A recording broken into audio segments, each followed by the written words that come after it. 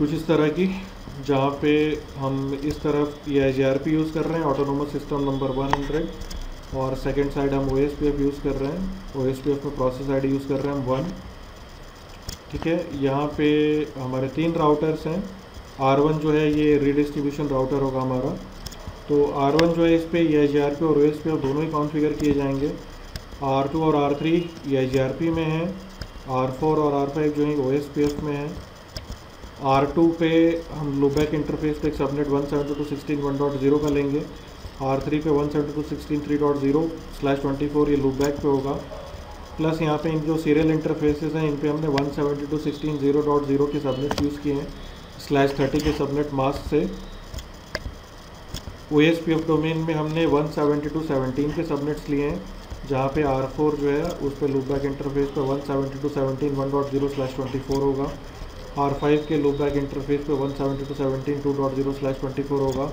और फिर इनके सीरियल इंटरफेसेस पे हमने 172.17.0.0 के सबनेट्स लिए हैं, जहाँ पे 0.0/30, 0.4/30 और 0.8/30 जो है ये हम ले रहे हैं। ठीक है, तो ये राउटर्स हम कॉन्फ़िगर करते हैं और फिर उसके बाद रीडिस्ट्रीब्यूशन कैसे होगा वो देखते हैं। तो पहले तो हमें इन पे ये राउटिंग प्रोटोकॉल्स इनेबल करने हैं, तो पहले ये कॉन्फ़िगरेशन कर लेते हैं। तो हम शुरू करते हैं R2 से।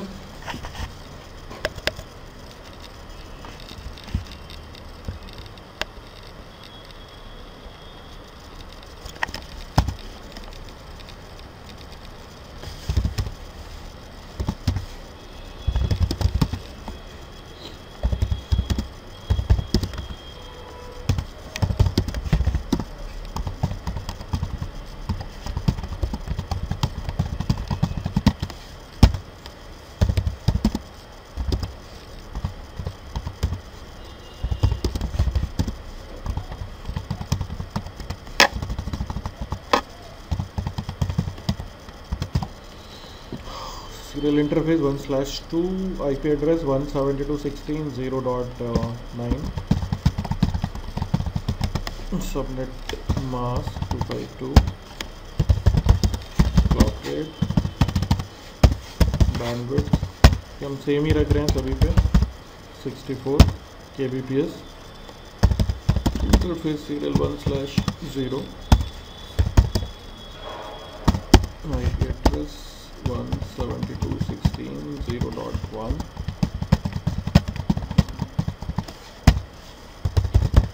clock rate, bandwidth, construct। ठीक है, इंटरफेसेस तो सारे हो गए इस पे। देन IGRP इनेबल कर लेते हैं। राउटर IGRP 100, network 172.16.0.0 एंड ठीक है ना, क्लासफुल तरीके से दे दिया हमने। अब इसी तरीके से फिर R2 के बाद हम R3 कॉन्फ़िगर करते हैं।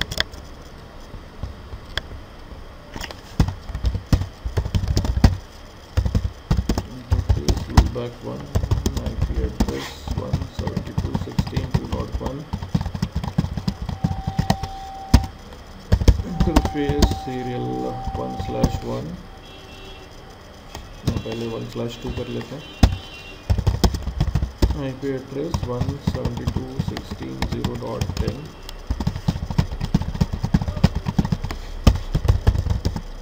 clock rate, bandwidth,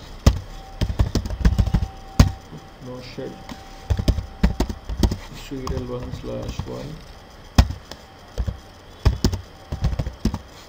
172.16.0.5,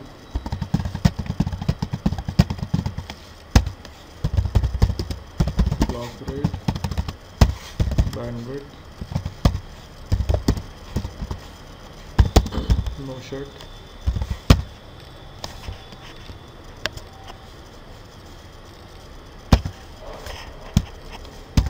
then IGRP,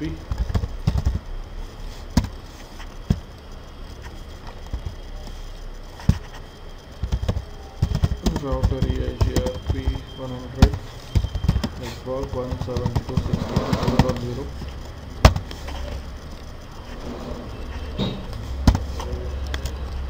Then R1,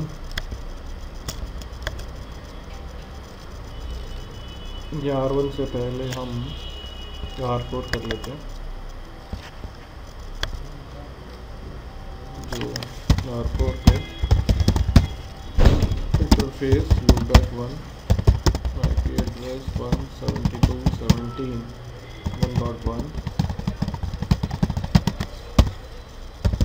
interface serial 1/2, IP address 172.17.0.1,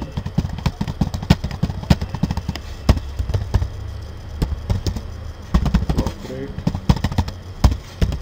bandwidth, no shit, interface serial 1/1,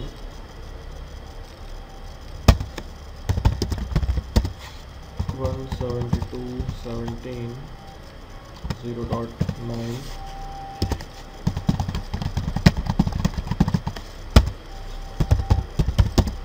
clock rate, bandwidth, no shit, router OSPF1, network, या बल्कि राउटर आईडी आप चाहो तो कॉन्फ़िगर कर लेते हैं। Router ID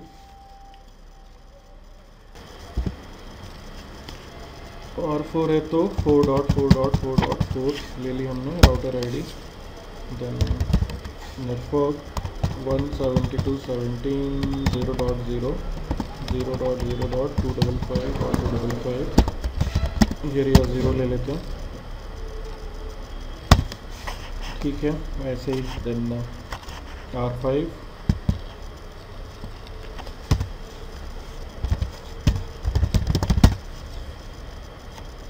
interface loopback 1, 172.17.2.1, interface serial 1/1, 172.17.0.10,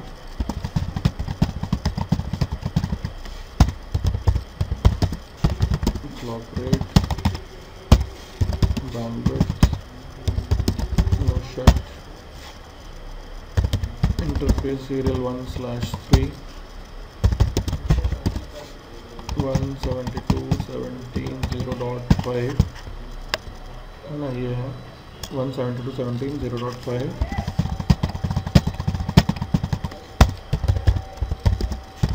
clock rate, no shit. Then router OSPF1, router ID 5.5.5.5, and network 172.17.0.0, 0.0.255, area 0। ठीक है, फाइनली फिर हम R1 कॉन्फ़िगर करते हैं। R1 के लिए स्क्रीन थोड़ी सी स्क्रॉल कर लेते हैं।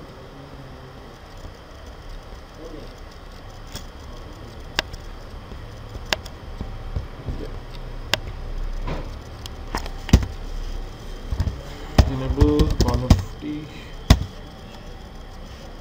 interface serial 1/0, IP address 172.16.0.2,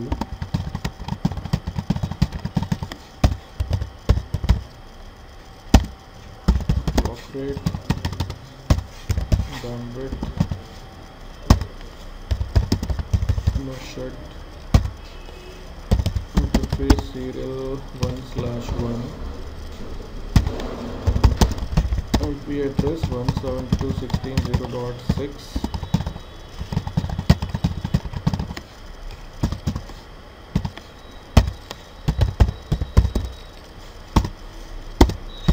clock rate,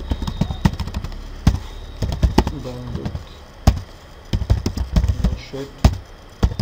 Interface serial 1/2 172.17.0.2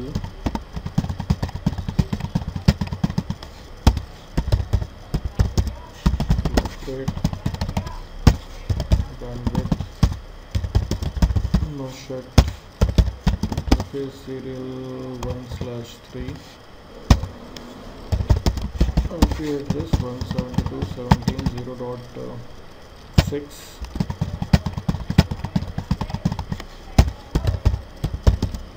clock rate 64,000 bandwidth 64 no shit.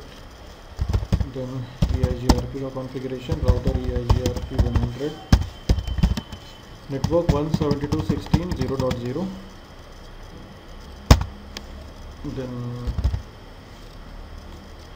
router OSPF 1 network 172.17.0.0 0.0.255.255 area 0. ठीक है, तो ये कॉन्फ़िगरेशन हमारा बेसिक कॉन्फ़िगरेशन कंप्लीट हो गया. अभी हमने रीडिस्ट्रीब्यूशन कॉन्फ़िगर नहीं किया, तो हम रीडिस्ट्रीब्यूशन राउटर पे ही हैं अपने. अब यहाँ पे आप देखो कि रीडिस्ट्रीब्यूशन राउटर हमारा जो है, जो हमारे रिक्वायरमेंट्स हैं रीडिस्ट्रीब्यूशन की, इस तरफ EIGRP है, सेकंड साइड हम OSPF यूज़ कर रहे हैं. इसके दो इंटरफेसेस जो हैं, कम से कम एक इंटरफेस कनेक्ट होना चाहिए, तो इसके दो इंटरफेस जो है वो EIGRP डोमेन से कनेक्ट हो रहे हैं, दो इंटरफेस जो हैं वो OSPF डोमेन से कनेक्ट हो रहे हैं. हमने इस राउटर पे EIGRP और OSPF दोनों ही कॉन्फ़िगर किया है. इसके ये जो दो इंटरफेस हैं इस साइड सीरियल 10 और सीरियल 11, इन पे EIGRP इनेबल किया है. सीरियल 12 और सीरियल 13 पे हमने OSPF इनेबल किया है. अब रीडिस्ट्रीब्यूशन कॉन्फ़िगर करना बाकी है, लेकिन रीडिस्ट्रीब्यूशन कॉन्फ़िगर करने से पहले हम एक बार ज़रा इसका राउटिंग टेबल और टोपोलॉजी टेबल्स जो हैं वो एक बार हम पहले देखते हैं. तो R1 पे देखिए क्या है. R1 जो है ये EIGRP डोमेन में कनेक्टेड है ना. तो इस पर अगर हम देखें शो IP EIGRP नेबर्स, तो इसके दो नेबर्स हैं R2 और R3, राइट.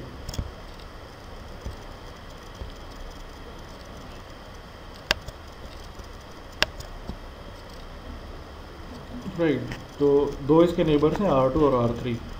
172.16.0.5 ये है R3 का IP एड्रेस और 172.16.0.1 ये है R2 का. तो दो नेबर हैं इसके EIGRP में.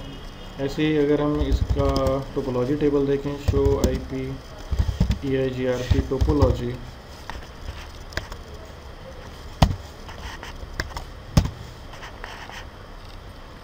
तो EIGRP टोपोलॉजी टेबल में आप देखो कि हम जो EIGRP डोमेन में जो सबनेट्स हमने लिए हैं 172.16, 0.8, 0.4, 0.0, 16, 1.0, 16, 2.0 है ना. EIGRP टोपोलॉजी टेबल में वही सबनेट्स हैं जो कि हम EIGRP डोमेन में यूज़ कर रहे हैं. ठीक है, इस तरीके से OSPF देखें तो शो IP OSPF नेबर, तो हमारा जो राउटर है R1 की हमने राउटर ID कॉन्फ़िगर नहीं करी, कोई बात नहीं. तो ये दो राउटर्स के साथ में नेबर है OSPF में R4 और R5. R5 की राउटर ID 5.5.5.5 और R4 की राउटर ID 4.4.4.4. ठीक है.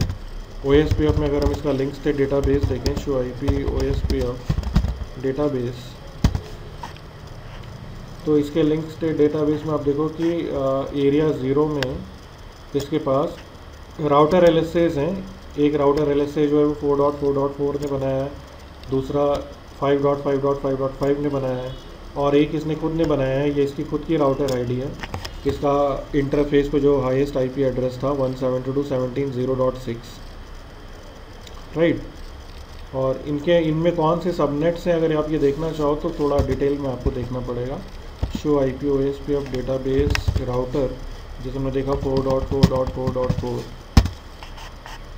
राइट. तो इसमें आप देखो जो OSPF डोमेन में जो सबनेट्स आप यूज़ कर रहे हो 172.17.1.1, ये लूपबैक इंटरफेस पे जो हमने आईपी लिया वो है ना। इसमें लूपबैक पे आप थोड़ा सा चेंज कर लो, राइट, क्योंकि लूपबैक इंटरफेस पे क्या होता है ना कि लूपबैक इंटरफेस पे जो सबनेट्स होते हैं वो /32 के मास्क से एडवर्टीज होने लगते हैं, है ना। तो इसलिए लूपबैक इंटरफेस पे हम जो है नेटवर्क टाइप चेंज कर देते हैं OSPF में, IP OSPF network point two point से।